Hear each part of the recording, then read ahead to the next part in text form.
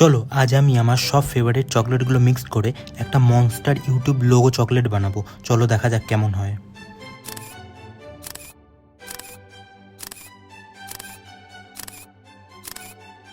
সবার ফার্স্ট হলো আমাদের ফেভারিট ডেয়ারি মিল্ক। তোমাদের এটা ফেভারিট হলে একটা লাইক করে দাও। সেকেন্ড হলো 5 স্টার 3D, এটা খেলে নাকি দাঁতে চিপকে যায়। থার্ড হলো মিল্কি বার চকলেট, এটা আমার খুব ফেভারিট একটা চকলেট। তোমাদেরও ফেভারিট হলে তোমরা কমেন্টে ইয়েস লেখো। এটা হলো মাঞ্চ, যেটা আমাদের সবার ছোটবেলার খুব ফেভারিট ছিল।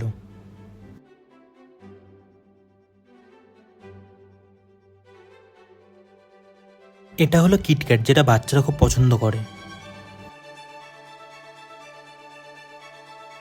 গাইস আমি এইগুলোকে মিক্স করতে লাগি, তোমরা তো তখন একটা সাবস্ক্রাইব করে দাও।